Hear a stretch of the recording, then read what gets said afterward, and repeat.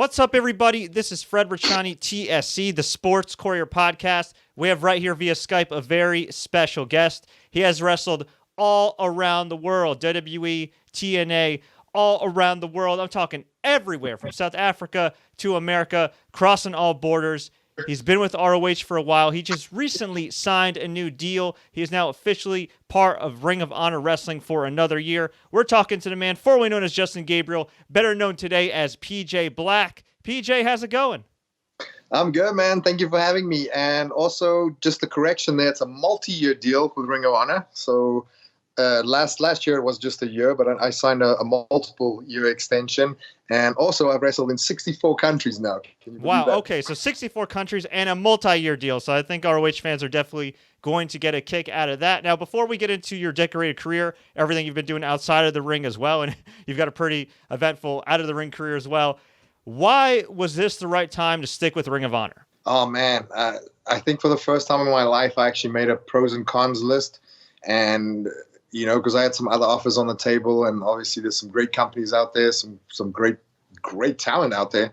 What a great time in wrestling. And, all the signs just pointed to Ring of Honor. They gave me everything I wanted and more, and creative freedom was a big thing on top of my list, which they were fine with. You know, like we have a new booking team, and if you just look at the roster, like they re-signed guys like Bandido and the Briscoes and Flip and guys like that. So that automatically told me that ROH is going to go big this year, and I wanted to be a part of that.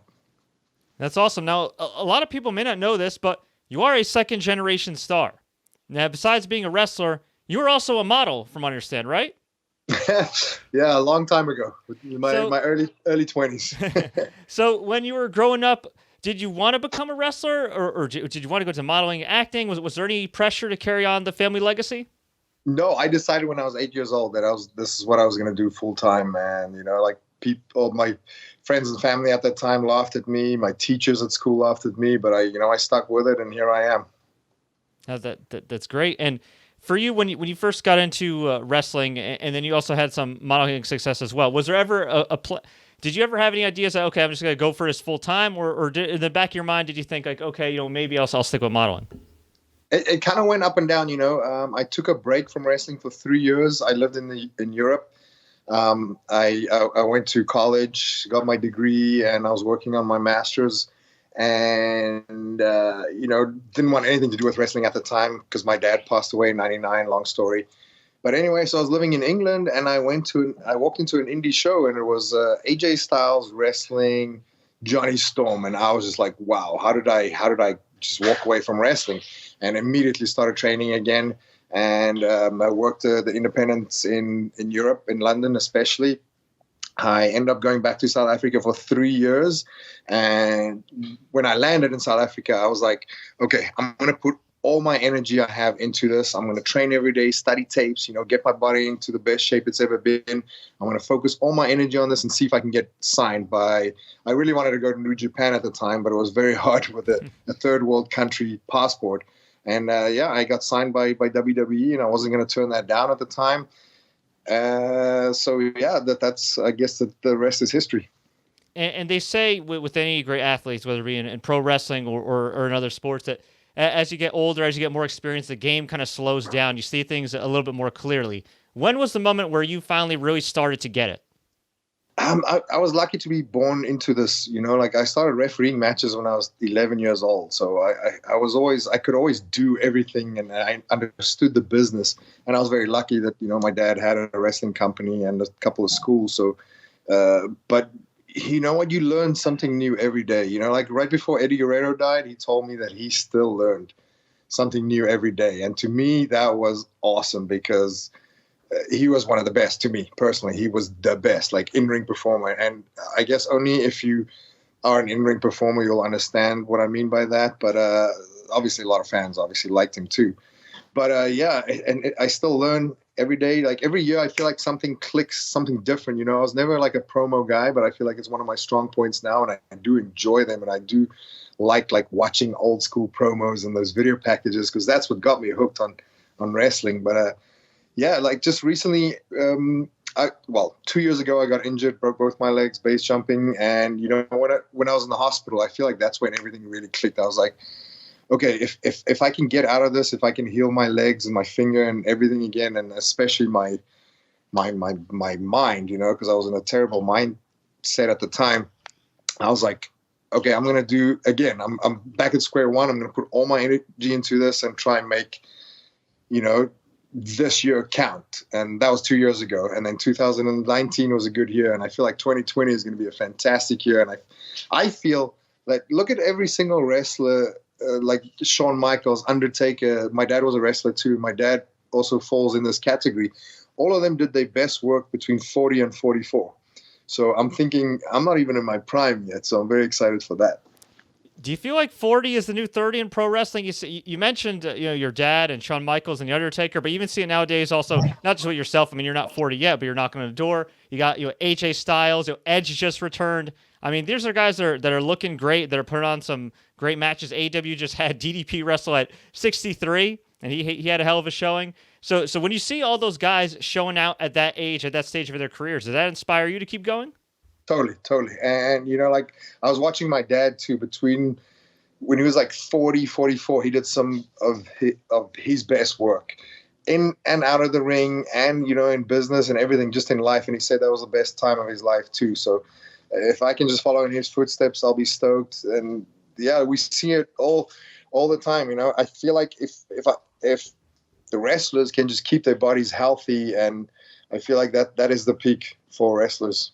Between 40 and 45. And I'd be remiss if I didn't mention Chris Jericho, who's done great. And also, how could I forget, at the time of recording this, the current ROH World Champion, PCO, I believe is 52 years young, and that guy completely reinvented himself the last few years. Incredible. What an exciting time in wrestling right now, right? Definitely. Now, when you got signed to WWE back in the day, there was no NXT. You eventually got incorporated into what was the original NXT, which was kind of more of like a sort of pseudo reality show with different challenges and everything. But it was FCW at the time. Mm-hmm. Looking back now, do you wish they poured at least a quarter of the resources they do now into developmental back then? Because there was a lot of talent. Yes and no, like it was a different time at the time, and wrestling keeps evolving. We pitched a lot of those things that they're doing now. I pitched all those storylines, and like I was FCW champ right before NXT was NXT. It was FCW, and I was like, yeah, why doesn't the FCW champ pop up on Raw or SmackDown and have matches, or at least sit at ringside and watch some of the guys?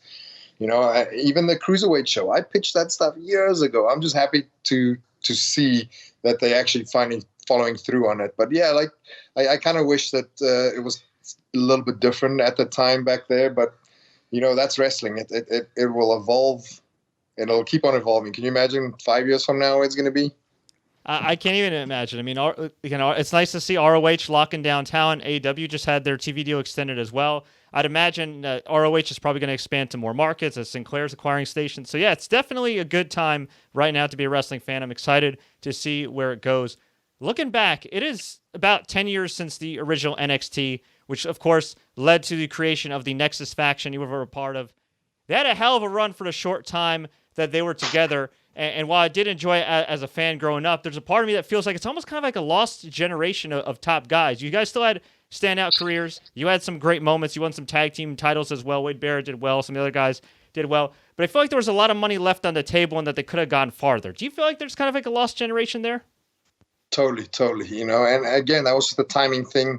I always think in the back of my mind that we're going to have one more run because Nexus didn't even have a WrestleMania moment. And maybe that's just me like holding on to that. But I feel like fans deserve it too. Like we need some closure, even if it's one short run. And never say never. I feel like it might still happen, actually. In fact, like I'm very confident that it will happen. Probably not in the next year or two, but it's definitely going to happen. Awesome. Now, after the Nexus, you guys formed the Corre, and while the logo admittedly seemed a little wacky, as did the shirts, I did like the group, and it was yourself and Heath Slater and Ezekiel Jackson and Wade Barrett, and it was kind of the next step for the Nexus, and things started out well, and for whatever reason, never gained the momentum it did like the Nexus. I mean, what do you think went wrong with the Corre? Wow, that's a tough question. I'm not sure. in the beginning when we did it, we got no direction. They basically just told us, go out there and do this. But then we came back and they were like, why didn't you guys do this? I'm like, well, that wasn't what you guys asked us to do.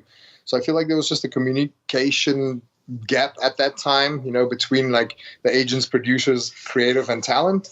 But then again, who knows? That's maybe a terrible excuse. But yeah, it did feel weird. And maybe just coming off the Nexus run because it was so big and so unique at the time. In wrestling, it's very hard to come up with something unique like that, because all storylines are either borrowed from other companies or from old school. Dr. Tom used to say this all the time: what's old is new and what's new is old. Like we borrow character stuff and storylines from older generations all the time. And I feel like the Nexus thing was completely unique. So it was very tough. No matter where we went after the Nexus, it was going to be kind of stale in a way. Not to be armchair psychologist, but I've watched you the last few years, especially lately with Ring of Honor, and you just seem happier with what you're doing. You've always had good matches. You've always had awesome work and everything. But I just feel like when I'm watching PJ Black right now, it's more you than Justin Gabriel ever was. Is that a fair assessment? Definitely, 100%. And my goal is more people know Justin Gabriel. I mean, he was only on TV, for like 6-7 years, but I've been PJ Black since I was 15 years old. So that's almost like 20 years of my career. So my goal is to let people know who the real PJ Black is rather than Justin Gabriel. And he's a completely different person. And with a little bit of creative freedom, I think people will really like the character. Well, we'd like to know a little bit more about you. What would you say is misconception about PJ Black? Ooh, biggest misconception. That's tough. I don't know. I feel like a lot of people, especially these days, they see what people post on social media, and especially in wrestling, people try to play characters. They're not sure if they should play the wrestling character on social media or be themselves or kind of blur that line. I'm always me. Everything you see, everything I do, all the daredevil stuff, I guess you can say, all that stuff is what I really do outside of wrestling, and that's the way I live my life. Like I'm not a fake person. Always when I'm playing a heel, I'm a completely different person. But for the most part, what you see is me in real life. What's the biggest difference between the locker room culture in WWE when you were there at the time and right now in ROH? Completely different, like Ring of Honor. There's a lot of guys that I do know, and I've been around for a long time. So the wrestling community is very small. So I get to see and work with people that I like. Mark Haskins, I was there the first day he started training when he was just a kid, So for me, it's cool to see those guys. Like, look at them now, like big superstars. And but yeah, I feel like the WWE thing was very corporate at the time, and that changes all the time too, by the way, because when I live downtown Los Angeles, close to the Staples Center, and when Survivor Series was here, I think it was 2 years ago, I actually walked down there to go say hi to everybody, and the locker rooms completely changed to what I was used to, like just 4 or 5 years ago. So that stuff changes all the time too. And coming back to the Ring of Honor locker room, like now that they've spent so much money on acquiring new talent and changed a bunch of the production value stuff up, I feel like it's a really fun locker room right now to be a part of. And you've also been on the Indies as well. There was a lot of celebration of the formation of AEW and ROH's expansion, New Japan's expansion, but a lot of people figured out, oh no, it's going to be at the expense of the Indies. But from all accounts, it seems like the Indies are still doing well and are still coming up with a great crop of talent. What's your current assessment of the independent scene? I love it. There's so many companies out there, fantastic talent. My favorite thing in wrestling is wrestling someone I've never wrestled before. To me, that's fun, and that's why I like the indies, because I got a lot of these kids I've never wrestled before. I think it's fantastic, man. It's a great time in wrestling. It's a great time to be a pro wrestler, but it's an even better time to be a fan. For sure.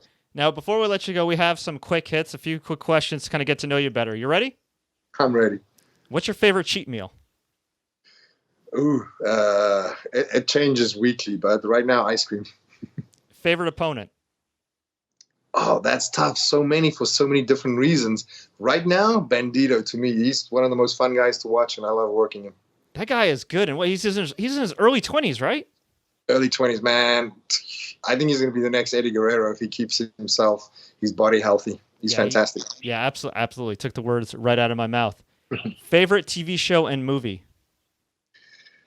See, that I have a few favorite movies. The Rock with Sean Connery is one of my all-time favorites. Boondock Saints is another top one. The original Point Break with Keanu Reeves. Those are my top three. Favorite TV show, Money Heist on Netflix right now. I enjoy Schitt's Creek. I don't own a TV, so I watch a few things here and there on Netflix. Have you seen Money Heist? I've heard it's awesome though. It's amazing. It's probably one of the most well-written shows I've seen in a long time. Check it out. I have a feeling I already kind of know this answer, but I'm going to ask the question anyway. If you weren't a wrestler, you would be what? A doctor or a cult leader. Really? I was expecting like a stuntman or a daredevil.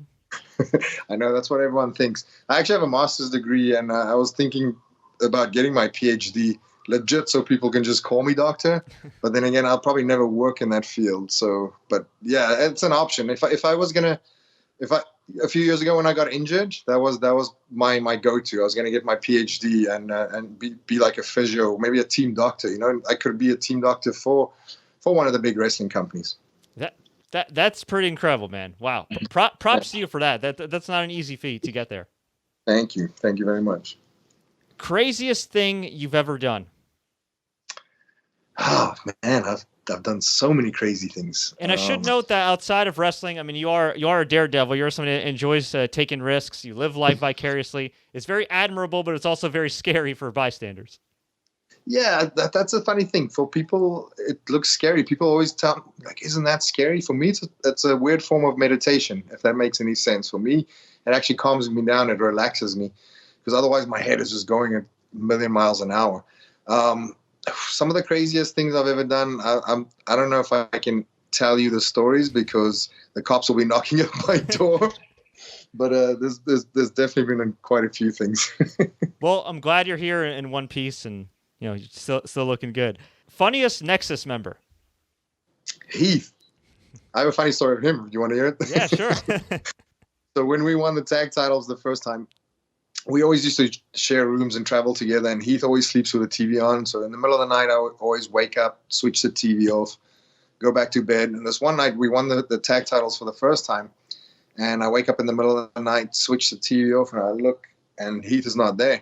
But he heard me switch the TV off, so he comes running out the bathroom, butt naked, wearing only the tag title around his waist. He had a cigar in the one hand and a hairdryer on the other hand, and he was drying his hair like this while smoking the cigar. And he just kept going, "Woo, we did it, baby, we did it." And that sums up Heath, because that's what he's like in real life every single day. So you're saying the Heath Slater we see on TV is just a little sample size of what he's like in real life? Pretty much, man. I wish they would take the handcuffs of him, or he could write some of his own stuff, because that guy is super, super talented and so funny, man. People would really get behind the real Heath Slater. Yeah, he's definitely got a cult following, but like you said, he seems to definitely have that untapped charisma like a lot of guys. Right. And he's one of those guys too. Like you can make magic with him in the ring, no matter what the storyline is, no matter what the outcome of the match is. He's just one of those guys that's just so good at reacting. Like a lot of these days we see wrestlers just running matches that is totally choreographed. Like he's one of the few guys that can go in there without planning anything and just have a really good match. I think in acting they call it instead of acting, you react to what the other person does. And in wrestling, that's kind of a lost art.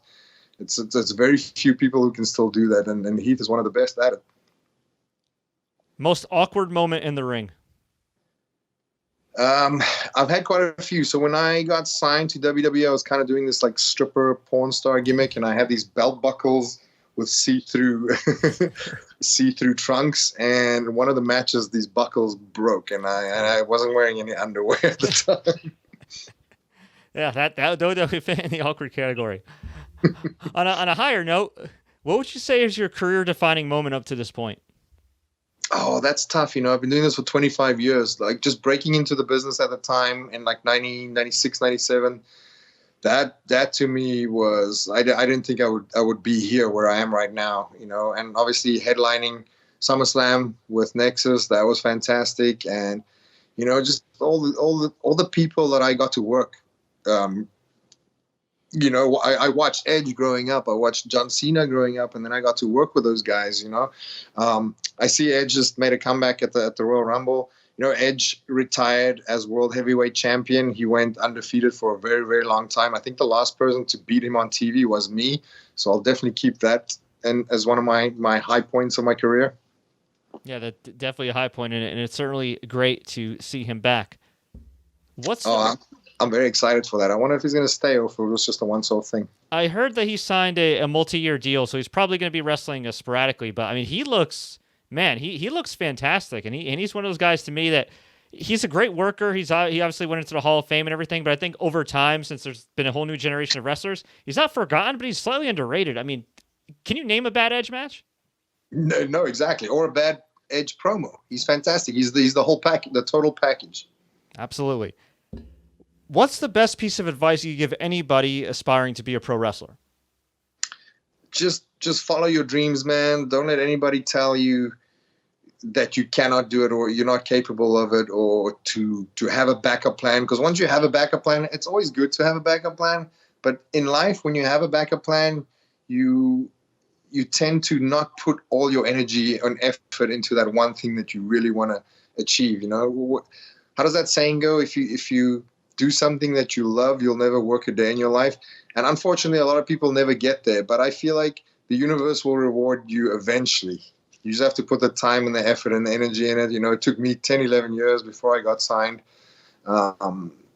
So, yeah, I think just follow your dreams and don't let anybody else tell you what to do. I feel like a lot of parents these days push their dreams on their children, and that's not cool. I mean, obviously, you want to respect your parents and you listen to everything they have to say, but only you will know what your purpose is, what your dream is, and just go ahead and follow that. Well said. In a year from now, where do you hope to be? Where do you hope to be at in your career? What do you want us to be talking about in a year from now? Well, I want to hold a couple of championships. I want to go to New Japan. I really want to test I think that my style would fit in there perfectly well, and obviously Ring of Honor works with New Japan, so I want to do as much as possible. I'm one of the few guys who have won championships in every single promotion that I've been to. I haven't won anything in ROH just yet, but I can see it happening this year for sure. Awesome. Looking forward to that. Well, PJ, we really do appreciate the time. Where can fans find you and all your exploits online? Yeah, I'm very active on Instagram, PJ450. But I have a website where you can find some merch and you can find links to all my social media accounts and my little YouTube channel. Basically everything you need to know you can find on pjblack.com. Easy enough, pjblack.com. PJ, thanks so much. Best of luck with Ring of Honor. Thank you so much, and thank you for having me.